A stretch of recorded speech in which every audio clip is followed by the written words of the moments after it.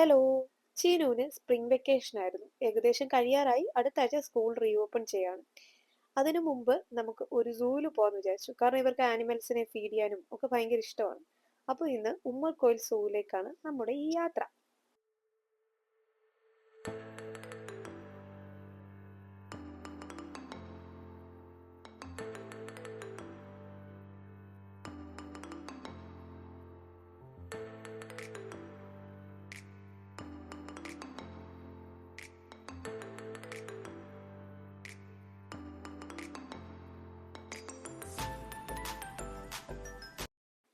കയറി വരുമ്പോൾ എൻട്രൻസിലുള്ള ഇവിടുന്നാണ് നമുക്ക് എൻട്രി പാസും ആനിമൽസിനെ ഫീഡ് ചെയ്യാനുള്ള ടിക്കറ്റ്സും ഒക്കെ എടുക്കേണ്ടത്. Per head entry pass 25 dirhams ആണ്. പിന്നെ ആനിമൽസിനെ ഫീഡ് ചെയ്യുന്നതിന് 5 ദറംസും പിന്നെ എന്തെങ്കിലും ഹോഴ്സ് റൈഡിങ്ങോ ക്യാമൽ റൈഡിങ്ങോ വല്ലതും ഉണ്ടെങ്കിൽ അതിന് 10 ദറംസുമേ ഉള്ളൂ.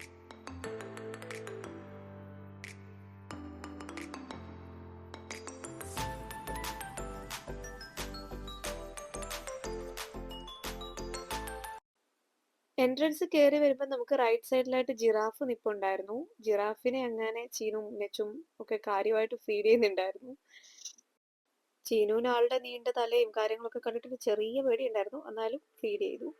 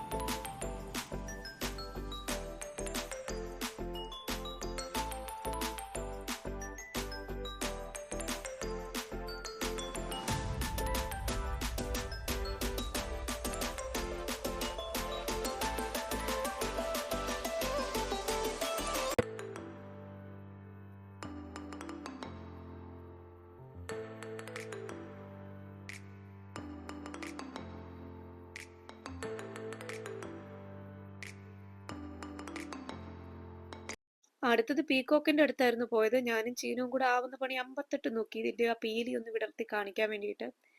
സൗന്ദര്യം ഉണ്ടെന്ന് പറഞ്ഞ് ജാട ഇത്ര ആവരുത് മിസ്റ്റർ.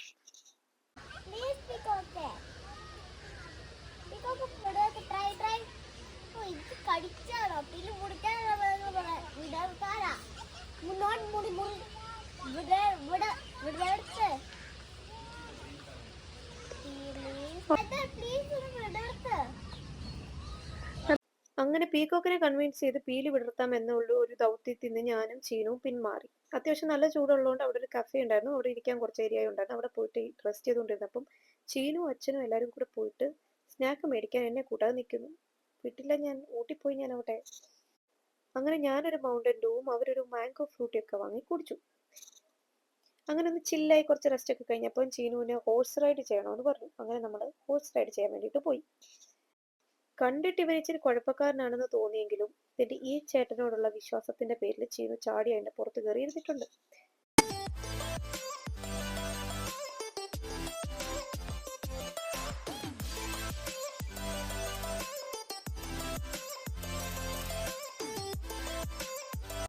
കുറച്ച് കഴിഞ്ഞപ്പോൾ എന്നെ ഇതിൽ കയറ്റാനുള്ള ഉദ്ദേശം ഇവർക്കില്ല എന്ന് മനസ്സിലായി നെച്ചു അച്ഛനോട് പരാതിപ്പെട്ടി തുറക്കാൻ തുടങ്ങി.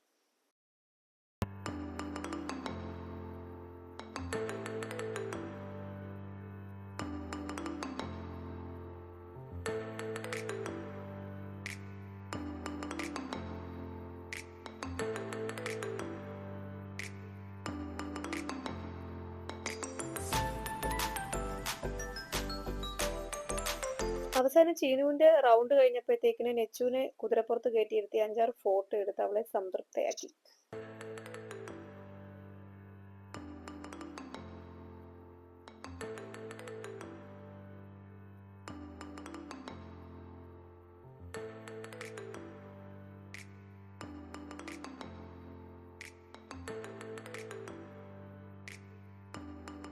ക്യാമൽ ഉണ്ടായിരുന്നു, പക്ഷെ നമ്മൾ ക്യാമൽ റൈഡ് എടുത്തിട്ടില്ലായിരുന്നു. പണ്ടേതാണ്ട് ശ്രീകാന്തേട്ടനാണെങ്കിൽ എന്തോ ഡെസേർട്ട് ഡ്രൈവിന് ഏതാണ്ട് പോയി ക്യാമലിന്റെ പുറത്തുനിന്ന് താഴെ വീഴാൻ പോയെന്ന് ഏതാണ്ടൊക്കെ പറഞ്ഞ് നമ്മളെ കൊണ്ട് ആ ടിക്കറ്റ് എടുപ്പിച്ചിട്ടില്ല. ഇനിയും കുറേ ആനിമൽസിനെയും ബേർഡ്സിനെയും ഒക്കെ കാണാനുണ്ട്, നമുക്ക് അവരെ പോയി കാണാം.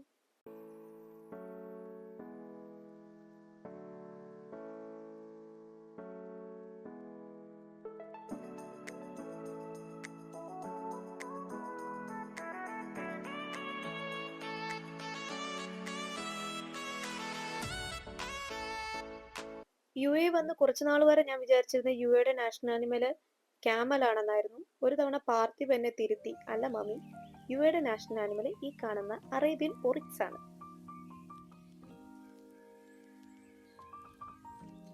ഇവരെല്ലാം എന്നെ കാണുമ്പോൾ എന്തിനാ ഈ ചാടി വരുന്നത് നിങ്ങൾക്ക് ചിന്തിക്കുന്നുണ്ടായിരിക്കും. കാരണം എൻ്റെ കയ്യിൽ എന്തെങ്കിലും ഉണ്ടോ എന്ന് അറിയാൻ വേണ്ടിയിട്ടാണ് ഇവർ വരുന്നത്. ഒന്നും ഇല്ല എന്നറിയുമ്പോഴാണ് ഈ പിണങ്ങി നിൽക്കുന്ന പോലുള്ള നിപ്പ്. എൻട്രൻസിൽ നിന്ന് മേടിച്ച ഫീഡിങ്ങിനുള്ള എല്ലാം ചീനും നെച്ചും കൂടെ ജിറാഫിനെ തീറ്റിച്ചു. എൻ്റെ കയ്യിൽ ഒന്നുമില്ലെന്ന് അറിഞ്ഞിട്ട് പിണങ്ങിയുള്ള ഈ തിരിച്ചുപോക്കൽ കാണുമ്പോൾ ഉണ്ടല്ലോ, ഞാൻ കുറേ പുറമോട്ട് പോയി. കൊച്ചിലെ ഞാനും ഇതുപോലായിരുന്നു. വീട്ടിൽ വിരുന്നുകാർ വല്ലതും വരുമ്പോൾ പലഹാരം ഒന്നും ഇല്ലാതെ വരുവാണെങ്കിൽ ഏകദേശം ഇതേ ആറ്റിറ്റ്യൂഡായിരുന്നു എൻ്റേത്. ഇനി ഞാൻ ആ ഫീഡിങ്ങിലുള്ള ഗ്രാസ് ഒക്കെ വാങ്ങിക്കണമെങ്കിൽ തന്നെ എൻട്രൻസ് വരെ നടക്കണം. ഈ വെയിലത്ത് എനിക്ക് തിരിച്ചങ്ങോട്ട് വരെ നടക്കാൻ എന്നെ അനുവദിക്കുന്നുമില്ല എൻ്റെ മനസ്സ്.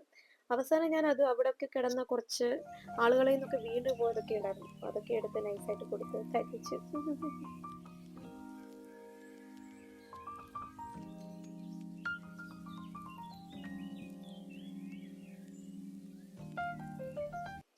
ഇതിനുള്ളിൽ ഈ ഗുഹയൊക്കെ സെറ്റ് ചെയ്തേക്കുന്ന അടിപൊളിയായിരുന്നു കേട്ടോ. ഗുഹയ്ക്ക് ഉള്ളിലോട്ട് കയറിയപ്പോൾ ഞാൻ ചുമ്മാ ഒരു രസത്തിന് സുഭാഷേ എന്നൊന്ന് വിളിച്ചതേ ഉള്ളൂ.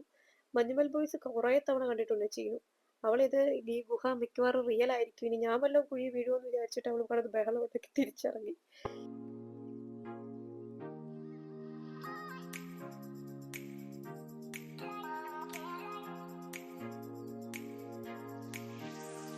പിന്നെ രാജാവിന്റെയും ടീമിന്റെയും ഒക്കെ അടുത്ത് പോയെങ്കിലും എല്ലാവരും ഉച്ചമയക്കത്തിലായിരുന്നു. പ്രതീക്ഷ വെച്ച ഒരു വൈബ് അവിടെ നിന്ന് കിട്ടാത്തതുകൊണ്ട് ഞാൻ വൈബ് അടിച്ചിരിക്കുന്ന വേറൊരാളുടെ അടുത്തേക്ക് പോയി. സ്ട്രോയൊക്കെ കടിച്ച് പിടിച്ച് നിൽക്കുകയാണവൻ.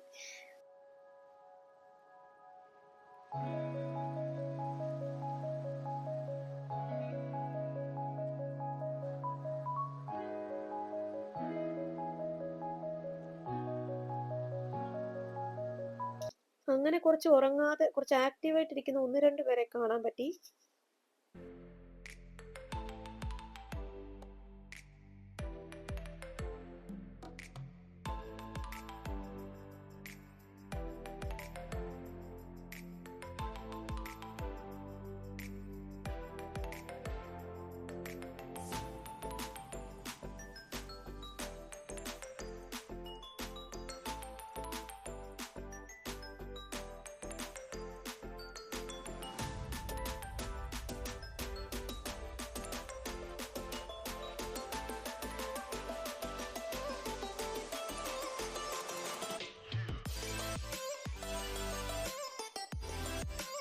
പിന്നെ നമ്മൾ കുറച്ച് കുരുത്തക്കേടൊക്കെ ഉണ്ടെങ്കിലും ഫുൾ ടൈം ഓൺ ആയിട്ടുള്ള ഈ ടീമിന്റെ അടുത്തേക്ക് എത്തി.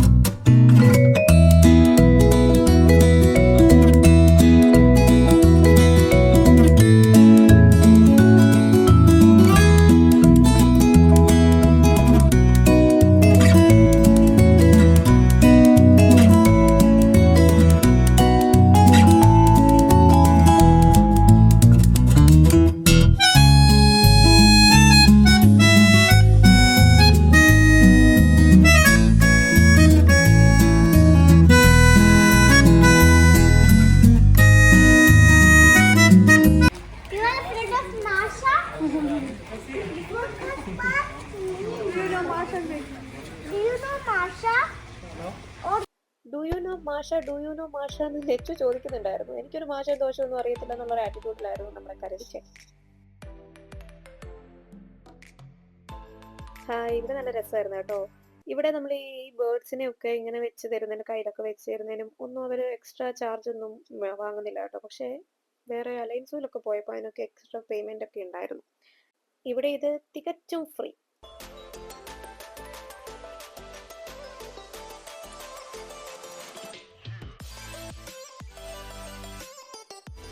എനിക്കിവിടെ ഈ ഒരു സംഭവം ഭയങ്കര ഇഷ്ടപ്പെട്ടു. അടിപൊളിയായിരുന്നു ഇത് കാണാൻ തന്നെ.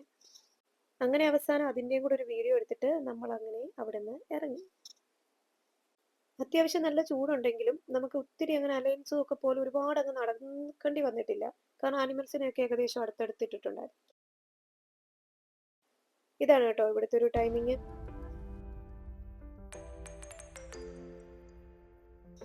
നല്ല വെയിലുണ്ടായിരുന്നു. അതുകൊണ്ട് വെയിലടിച്ച് നല്ല പരുവമായി. എനിക്ക് അതിന് വേണ്ടിയിട്ടുള്ള ഒരു സാധന സാമഗ്രികളും ഞാൻ കൊണ്ടുപോയിട്ടില്ലായിരുന്നു.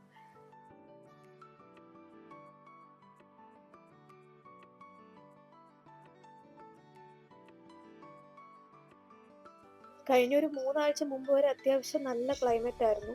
അത് കഴിഞ്ഞിട്ട് ചൂടാവാൻ വേണ്ടി ഞങ്ങൾ കാത്തിരുന്ന പോലെ എനിക്ക് തോന്നിയത്.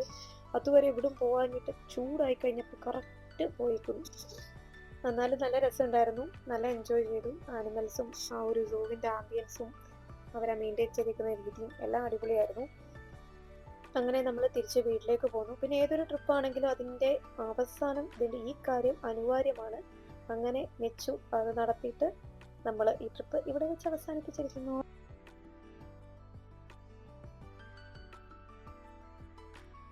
ഒരാൾ കരഞ്ഞുകൊണ്ടിരിക്കുമ്പോഴാണോ മിസ്റ്റർ കാറ്റടിച്ച് കളിക്കുന്നത്?